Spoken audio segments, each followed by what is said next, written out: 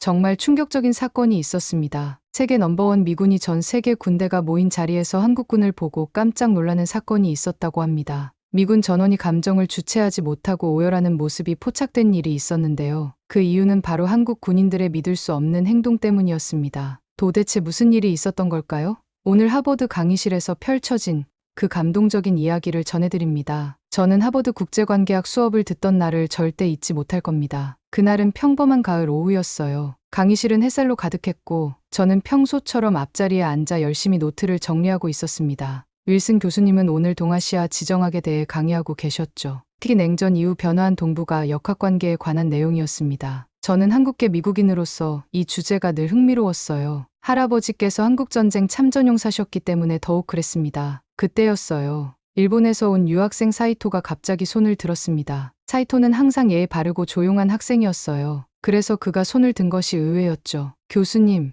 질문이 있습니다. 사이토가 말했어요. 윌슨 교수님은 미소를 지으며 고개를 끄덕였습니다. 물론이죠. 사이토 군. 무슨 질문인가요? 한국과 일본의 관계에 대해 제 의견을 말해도 될까요? 사이토가 물었습니다. 순간 강의실이 조용해졌어요. 모두 사이토를 주목했습니다. 저도 왠지 긴장감을 느끼며 등을 곧게 폈어요. 한국은 은혜를 원수로 갚는 나라입니다. 이 말이 강의실에 퍼지는 순간 공기가 얼어붙는 느낌이었습니다. 누군가 작게 숨을 들이켰고 다른 학생들은 서로 눈빛을 교환했어요. 윌슨 교수님의 표정도 순간 굳어졌죠. 제 귀를 의심했어요. 방금 사이토가 한 말이 정말 제가 들은 그대로인지 심장이 빠르게 뛰기 시작했습니다. 손에 쥐고 있던 펜을 너무 세게 잡아 손가락 마디가 하얗게 변했어요. 사이토는 계속 말을 이었습니다. 역사적으로 일본이 한국에 많은 도움을 주었음에도 불구하고 한국인들은 늘 일본을 적대시합니다. 이것은 객관적 사실이 아닐까요? 저는 할아버지께서 들려주신 이야기들, 역사 시간에 배운 내용들, 그리고 제가 알고 있는 모든 사실이 머릿속에서 빠르게 스쳐 지나갔어요. 분노가 치밀어 올랐지만 동시에 이 자리에서 어떻게 대응해야 할지 혼란스러웠습니다. 윌슨 교수님이 침착하게 대답했어요. 흥미로운 관점이네요. 사이토 군. 하지만 역사적 맥락에서 좀 더 세밀하게 접근할 필요가 있겠군요. 그 순간 교실 뒤편에서 작은 웃음소리가 들렸습니다. 고개를 돌려보니 리차드 에반스였어요. 미국인 학생이지만 항상 일본에 호의적인 입장을 보이던 학생이었죠. 그는 사이토의 발언에 은근히 동조하는 미소를 짓고 있었습니다. 저는 손을 들어 발언권을 요청하려 했어요. 하지만 제 손이 떨리고 있었습니다. 평소 정의감이 강한 편이지만 이런 공개적인 자리에서 감정적으로 대응하는 것은 현명하지 않다고 판단했어요. 심호흡을 하고 잠시 침착해지기로 했습니다. 강의가 끝나갈 무렵 저는 결심했어요. 이 발언을 그냥 넘기지 않겠다고. 단순히 감정에 휘둘려서가 아니라 역사적 사실과 데이터를 바탕으로 사이토의 잘못된 인식을 바로잡아야겠다고 다짐했습니다. 강의실을 나서는 저의 발걸음은 무거웠지만 마음만은 단단했어요. 이것은 단순한 감정 싸움이 아니라 진실을 위한 싸움이 될 테니까요. 다음 수업 시간 윌슨 교수님은 동아시아 군사력 비교 강의를 시작하셨어요. 저는 평소보다 더 집중해서 강의를 들었습니다. 누군가의 왜곡된 시선을 바로잡기 위해선 먼저 정확한 지식이 필요하다고 생각했기 때문이죠. 오늘은 동북아시아의 군사력 균형에 대해 살펴보겠습니다.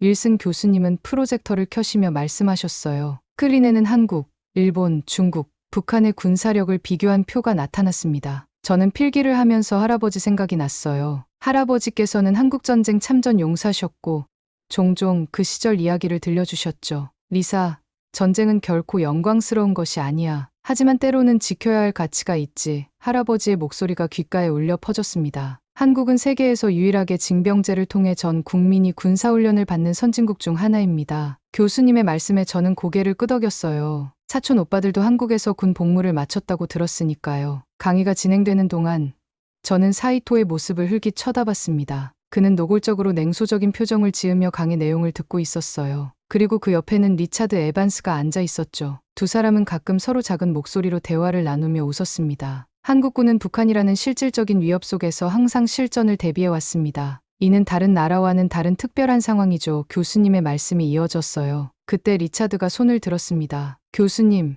그렇다면 한국은 미국의 보호 없이는 존재할 수 없는 나라 아닌가요? 실질적으로 한국의 군사력은 미국에 의존하고 있는 것 아닌가요? 사이토가 그 말에 동의하듯 고개를 끄덕였어요. 저는 그들의 태도에 분노가 치밀었지만 여전히 냉정함을 유지하려 노력했습니다. 교수님은 잠시 생각하시더니 대답하셨어요. 흥미로운 질문입니다. 리차드. 물론 한미동맹은 한국 안보의 중요한 축이지만 한국은 지난 수십 년간 독자적인 군사력 발전에 많은 투자를 해왔습니다. 특히 최근에는 리차드가 다시 말을 끊었습니다. 하지만 교수님, 한국이 실제로 단독으로 전쟁을 치를 수 있을까요?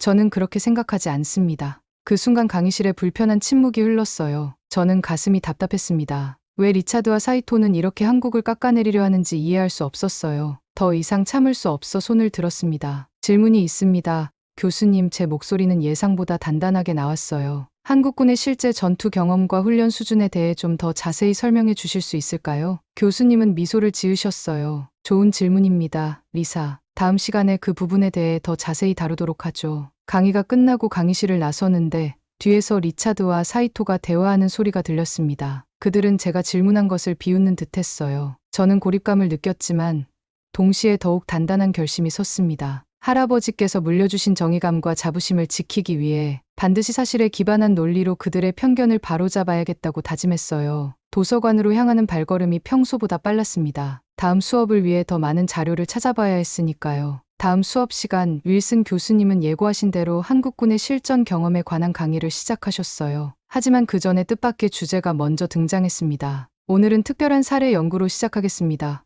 교수님이 프로젝터를 켜시며 말씀하셨어요. 스크린에는 1992년 LA 폭동 당시의 사진들이 떠올랐습니다. 불타는 건물들, 혼란스러운 거리, 그리고 총을 든 한인들의 모습이었어요. 1992년 LA 폭동 당시 한인 자경단의 활동은 현대 도시 전투의 중요한 사례 연구가 됩니다. 교수님의 말씀에 강의실 전체가 집중했습니다. 저는 이 이야기를 어렴풋이 들어본 적은 있었지만 자세히는 몰랐어요. 할머니께서 가끔 언급하셨던 코리아타운 사건이 바로 이것이었군요. 당시 경찰은 코리아타운을 사실상 포기했습니다. 치안의 공백 상태에서 한인들은 스스로를 지켜야 했죠. 교수님은 계속해서 설명하셨어요. 그들은 라디오 코리아라는 한인 라디오 방송을 통해 실시간으로 정보를 공유하며 대응했습니다. 스크린에는 건물 옥상에서 총을 들고 지키고 있는 한인들의 사진이 나타났어요. 이른바 루프탑 코리언이라 불리는 이들의 모습이었습니다. 이분들은 대부분 한국에서 군 복무를 마친 평범한 가게 주인들이었습니다. 하지만 위기 상황에서 그들의 군사 훈련이 빛을 발했죠. 교수님의 설명이 이어졌어요. 그들은 단 몇 시간 만에 조직적인 방어선을 구축했습니다. 민간인들임에도 불구하고 마치 전투 부대처럼 움직였죠. 저는 그 말을 듣고 가슴이 뜨거워졌어요. 평범한 가게 주인들이 위기 상황에서 보여준 용기와 단결력이 놀라웠습니다. 할아버지의 DNA가 저 안에도 흐르고 있다는 생각에 자부심이 느껴졌죠.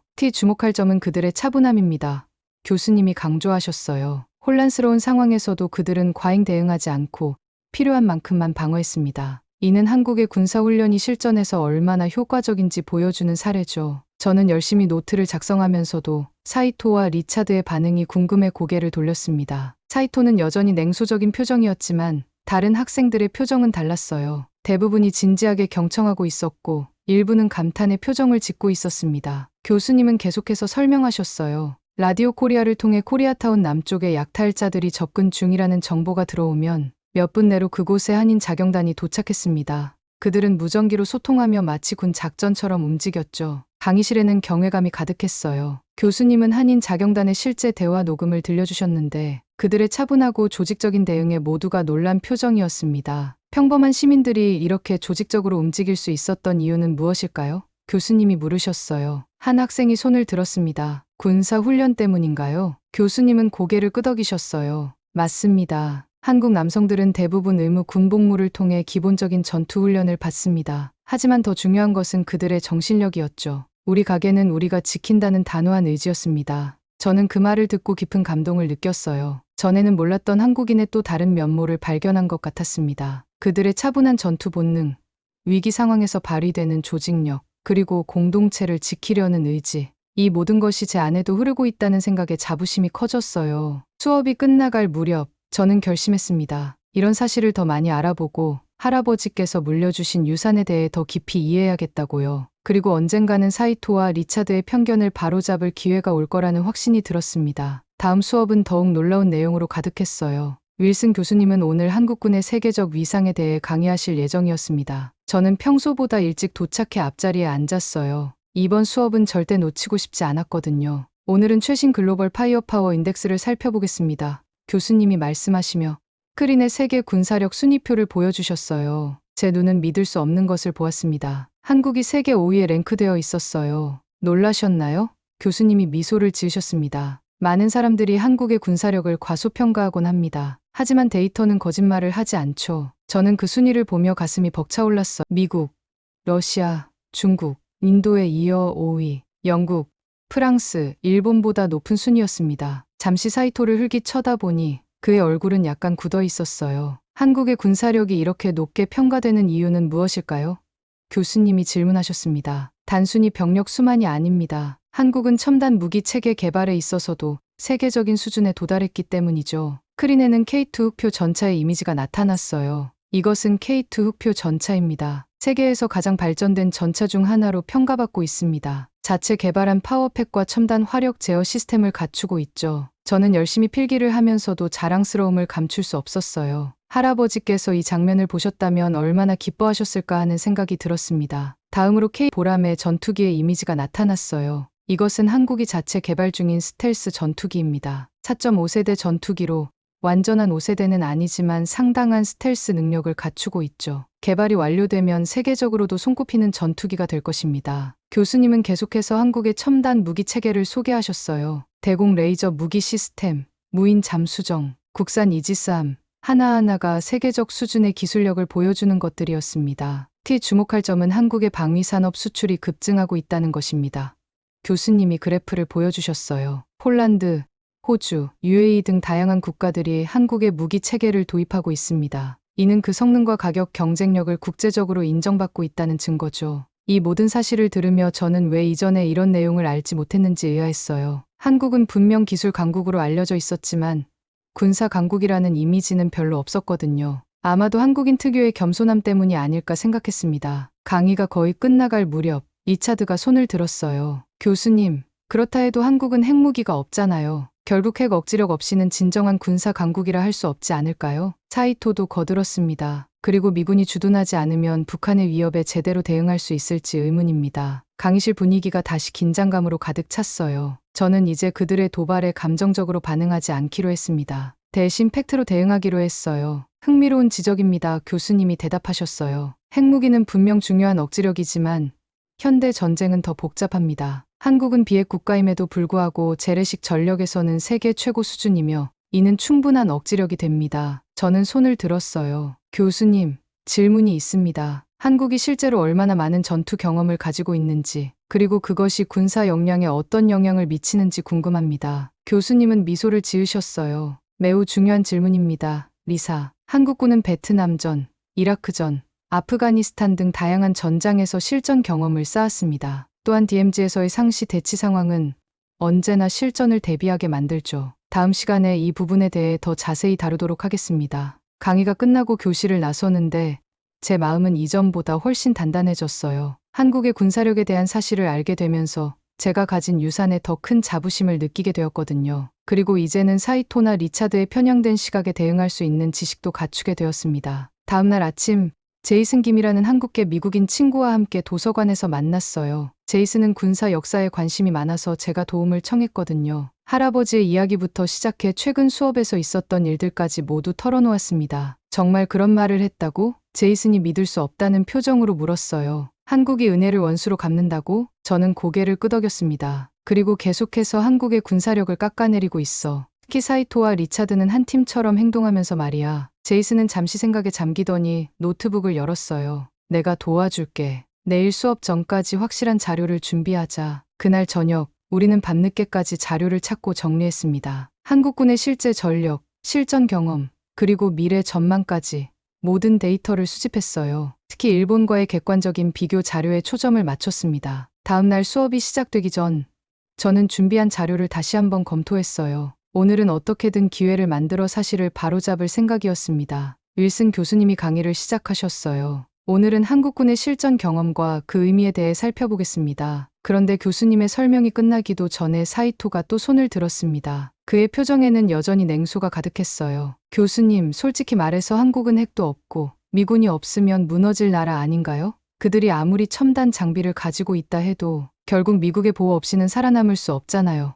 강의실이 순간 얼어붙었습니다. 저는 심장이 빠르게 뛰는 것을 느꼈어요. 이건 단순한 질문이 아니라 명백한 도발이었죠. 리차드가 거들었어요. 저도 같은 생각입니다. 한국의 군사력이 5위라는 건 과장된 것 아닌가요? 실질적인 전투력은 그보다 훨씬 낮을 것 같은데요.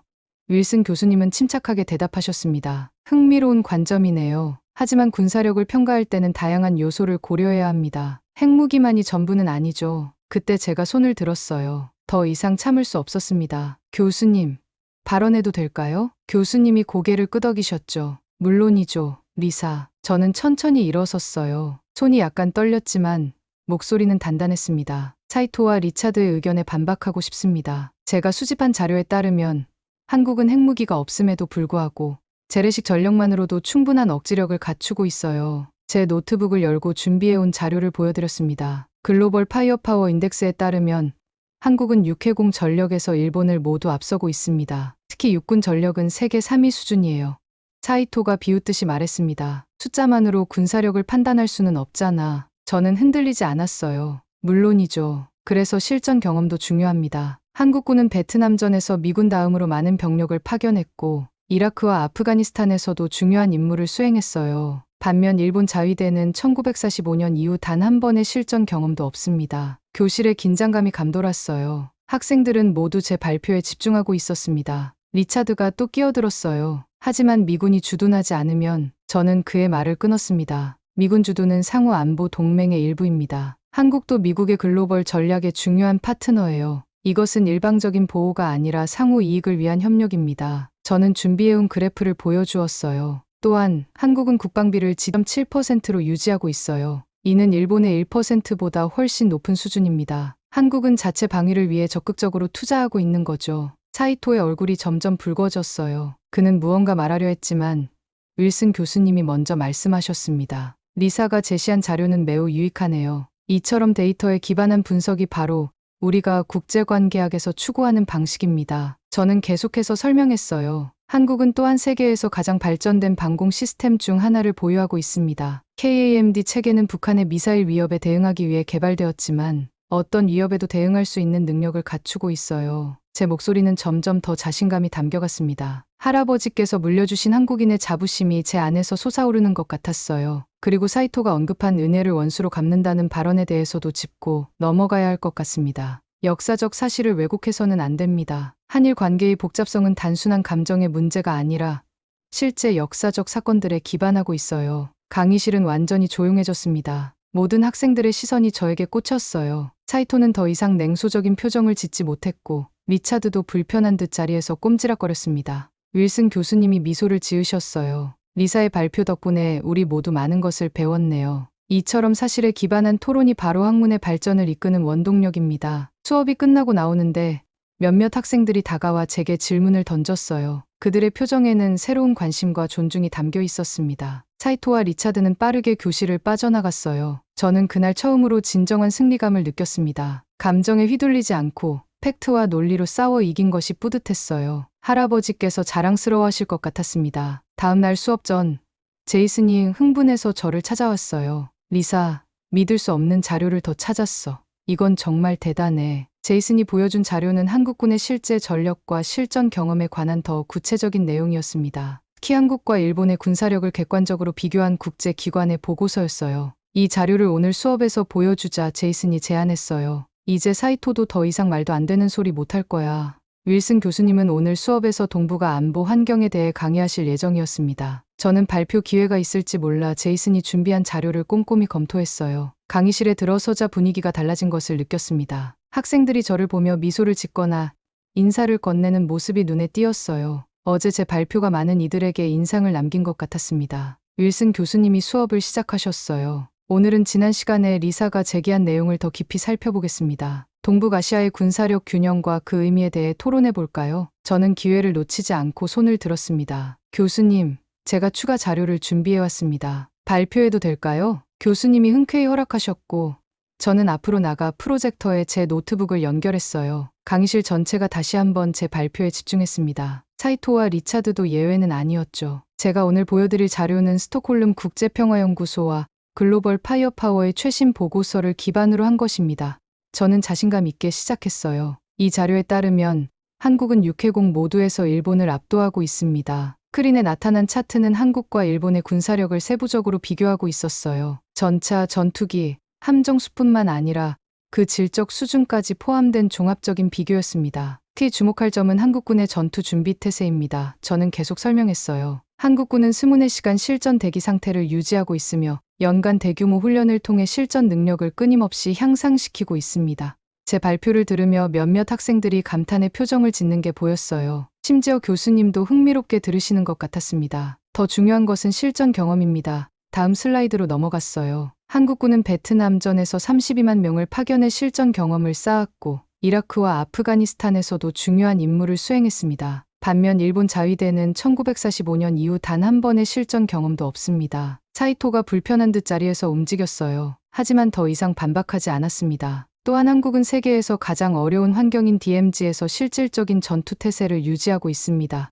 저는 이어서 설명했어요. 이것은 어떤 훈련으로도 대체할 수 없는 실전 감각을 제공합니다. 이제 저는 준비해온 영상을 보여주었습니다. 한국군의 대규모 훈련 모습과 첨단 무기 시스템 테스트 장면이었어요. 이것은 한국의 K9 자주포가 북극 환경에서 테스트되는 장면입니다. 영하 40도의 환경에서도 정상 작동하는 모습을 보여주죠. 이런 환경 적응력은 실전에서 큰 차이를 만듭니다. 교실 전체가 영상에 집중했어요. 눈과 얼음 속에서도 완벽하게 작동하는 한국의 무기 시스템은 분명 인상적이었습니다. 마지막으로 한국의 방위산업 수출이 급증하고 있다는 점을 강조하고 싶습니다. 마지막 슬라이드를 보여주었어요. 폴란드, 호주, UAE 등 선진국들이 한국의 무기 체계를 선택하고 있습니다. 이는 그 성능과 신뢰성을 국제적으로 인정받고 있다는 증거죠. 발표를 마치고 자리로 돌아가려는데 교수님이 저를 멈추셨어요. 잠시만요, 리사. 매우 인상적인 발표였습니다. 학생들에게 질문할 기회를 주지요.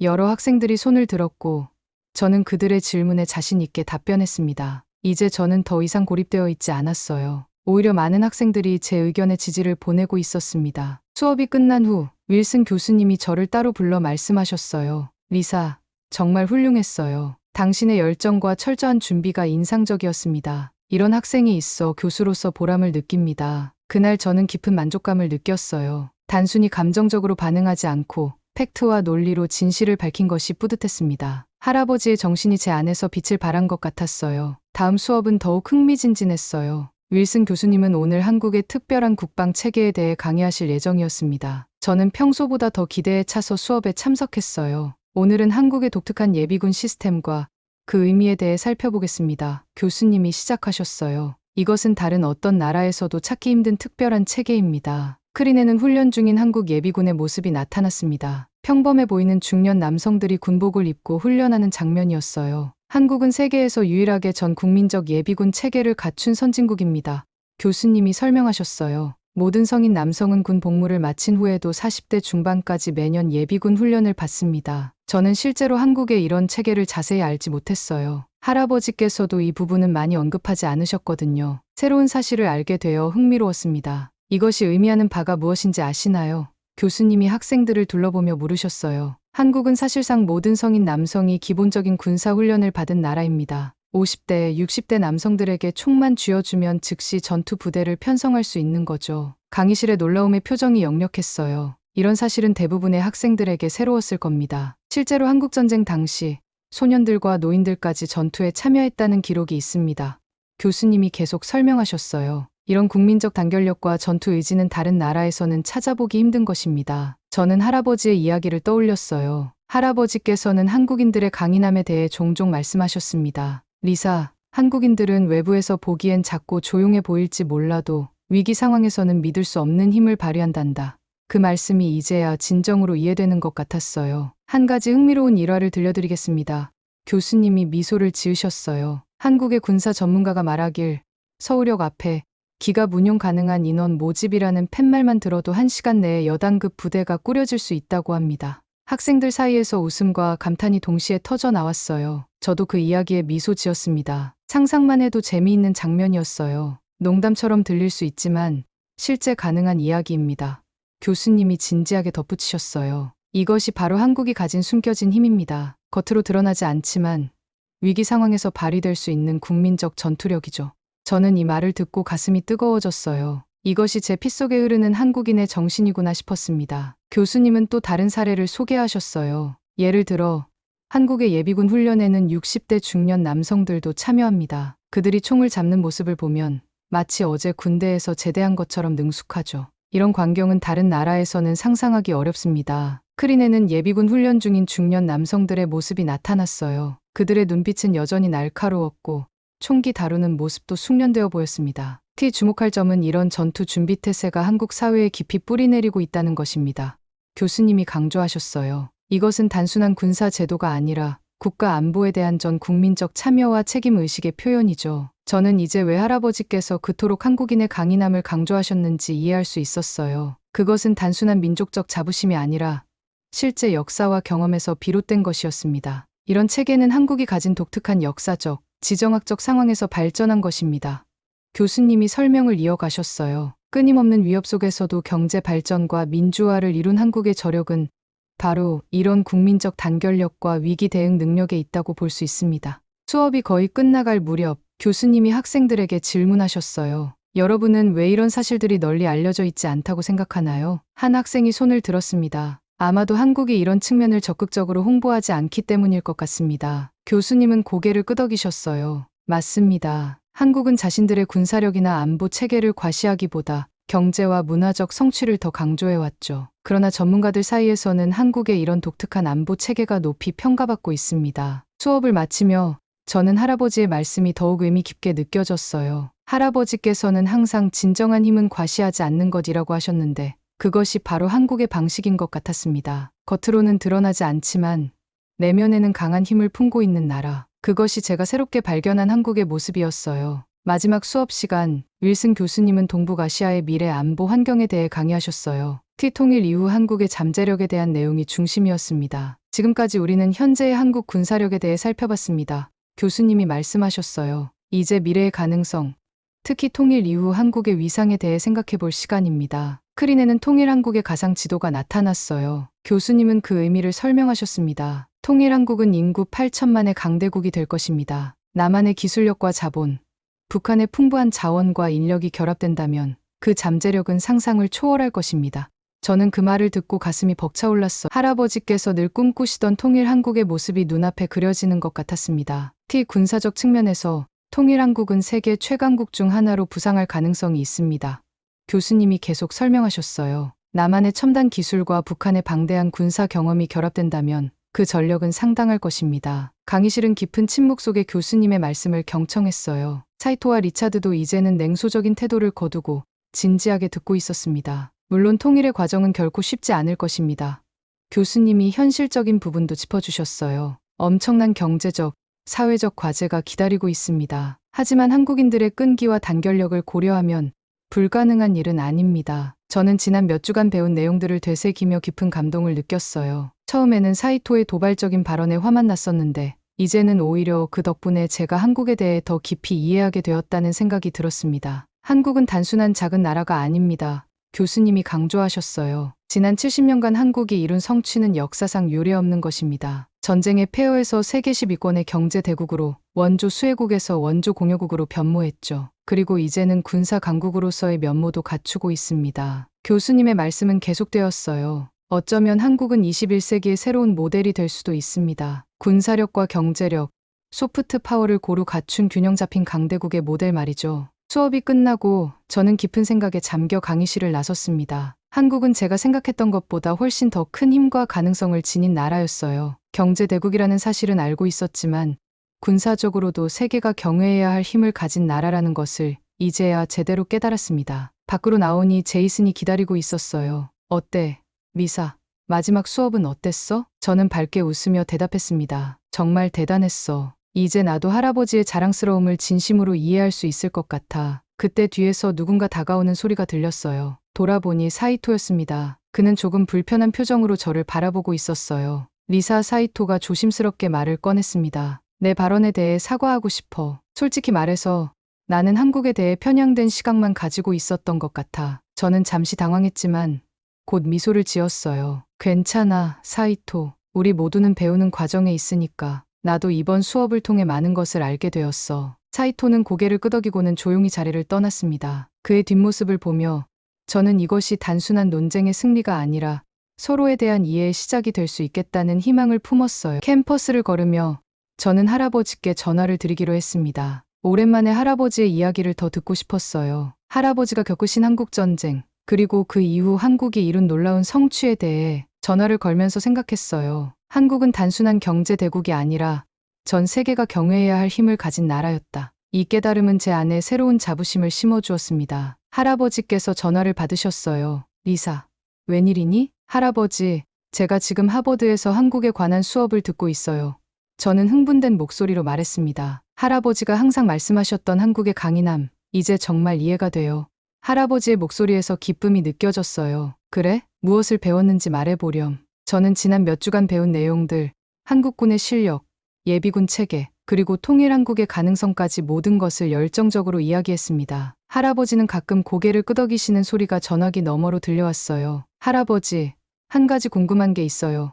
저는 조심스럽게 물었습니다. 왜 할아버지는 한국에서 전쟁을 치렀던 것을 항상 자랑스러워 하셨나요? 잠시 침묵이 흘렀고 할아버지의 깊은 한숨이 들렸어요. 리사, 나는 전쟁 자체를 자랑스러워한 것이 아니야. 한국인들이 보여준 용기와 의지, 그리고 그 후 그들이 이룬 놀라운 성취를 자랑스러워한 거란다. 할아버지는 계속 말씀하셨어요. 내가 한국에서 본 것은 단순한 전쟁이 아니었어. 자유와 미래를 위해 모든 것을 걸고 싸우는 사람들의 모습이었지. 그리고 그 후 폐허에서 일어나 세계적인 나라를 건설한 한국인들의 끈기. 그것이 바로 내가 자랑스러워하는 이유란다. 저는 할아버지의 말씀에 깊은 감동을 받았어요. 그것은 단순한 민족적 자부심이 아니라 인간의 가능성에 대한 믿음이었습니다. 할아버지, 감사해요. 이번 수업을 통해 제가 가진 유산에 더 큰 자부심을 갖게 되었어요. 그리고 저는 잠시 말을 고르다가 이어갔습니다. 언젠가 한국에 가보고 싶어요. 할아버지와 함께요. 할아버지의 목소리가 떨렸어요. 그래, 리사, 꼭 함께 가자. 내가 세상에서 가장 아름답고 강인한 나라를 너에게 보여주마. 전화를 끊고 캠퍼스를 걸으며 저는 지난 몇 주간의 여정을 돌아봤어요. 처음에는 단순히 사이토의 도발적인 발언에 대응하기 위해 시작된 일이었지만 이제는 제 자신의 뿌리에 대한 깊은 탐구로 발전했습니다. 도서관으로 향하는 길에 리차드와 마주쳤어요. 그는 이전과 달리 불편한 표정으로 저를 바라봤습니다. 리사, 리차드가 조심스럽게 말을 걸었어요. 내 발표들 정말 인상적이었어. 솔직히 말하면 나는 한국에 대해 많이 몰랐던 것 같아. 저는 미소로 답했습니다. 괜찮아, 리차드. 우리 모두는 서로에 대해 배우는 중이잖아. 리차드는 고개를 끄덕이며 말했어요. 다음 학기에 동아시아 안보 세미나가 있는데 함께 들을래? 내가 알려줄 수 있는 것들이 많을 것 같아. 저는 흔쾌히 수락했어요. 이것이 바로 교육의 힘이구나 싶었습니다. 사실과 지식이 편견을 이기는 순간이었어요. 도서관에 도착해서 저는 한국 역사와 군사에 관한 더 많은 책을 찾아봤습니다. 이제 막 시작된 제 여정은 앞으로도 계속될 것이었어요. 할아버지의 나라, 제 피 속에 흐르는 한국인의 정신을 더 깊이 이해하기 위한 여정이었습니다. 창가에 앉아 책을 펼치며 저는 문득 윌슨 교수님의 말씀을 떠올렸어요. 한국은 작은 나라가 아닙니다. 그것은 깨어나는 거대한 힘입니다. 그 말이 이제는 제 가슴 깊이 와닿았습니다. 한국은 단순한 지리적 크기로 평가할 수 없는 나라였어요. 그것은 역경 속에서도 굴하지 않는 의지, 끊임없는 혁신과 발전, 그리고 강인한 국민적 단결력을 가진 거대한 나라였습니다. 저는 창밖으로 보이는 하버드의 아름다운 캠퍼스를 바라보며 미소 지었어요. 이곳에서 제가 배운 가장 소중한 교훈은 책에서 나온 것이 아니라 제 안에 흐르는 한국인의 정신을 발견한 것이었습니다. 햇살이 제 얼굴을 비추는 순간 저는 확신했습니다. 언젠가 한국은 세계 최강국 중 하나로 우뚝 서게 될 것이고 그날이 오면 저는 할아버지와 함께 그 순간을 지켜볼 것입니다. 그리고 그것은 단순한 군사력이나 경제력의 성취가 아니라 인간 정신의 위대한 승리가 될 것입니다. 창밖의 하늘은 맑고 푸르렀어요. 마치 한국의 미래처럼 무한한 가능성으로 빛나고 있었습니다. 저는 깊은 숨을 들이마시며 생각했어요. 이제 나도 할아버지처럼 자랑스럽게 말할 수 있겠네. 나는 한국인이라고. 오늘의 사연 어떻게 들으셨나요? 하버드 대학교의 한 강의실에서 시작된 리사의 이야기는 우리에게 많은 생각을 하게 만들었습니다. 일본 유학생 사이토의 충격적인 발언으로 시작된 그날의 수업은 아무도 예상하지 못했던 방향으로 흘러갔고 평화로운 캠퍼스 일상 속에 숨겨진 진실들, 그리고 그 속에 담긴 뜨거운 역사는 우리에게 깊은 울림을 주었습니다. 리사가 전해준 그날의 강의실 풍경은 단순한 토론, 그 이상의 무언가를 보여주었죠. 하지만 더 놀라운 것은 그 이유였습니다. 한국에 숨겨진 군사력, 평범한 아저씨들의 놀라운 전투력, 그리고 작은 나라가 아닌 깨어나는 거대한 힘의 실체까지 아직도 많은 생각을 하게 만드는 이야기였던 것 같네요. 과연 여러분은 이 이야기를 듣고 어떤 생각이 드셨나요? 한국인으로서의 자부심, 혹은 우리가 몰랐던 한국의 또 다른 모습에 대해 여러분의 생각을 아래 댓글에 남겨주세요. 그리고 이 감동적인 사연을 주변 사람들과 공유하고 함께 이야기 나눠보세요. 마지막으로 1초밖에 걸리지 않는 구독과 좋아요, 알림 설정은 영상 제작에 큰 힘이 됩니다. 지금까지 감동을 담아 여러분께 진심을 전하는 감동유개소였습니다. 오늘 하루도 행복한 하루 보내세요. 그리고 잊지 마세요.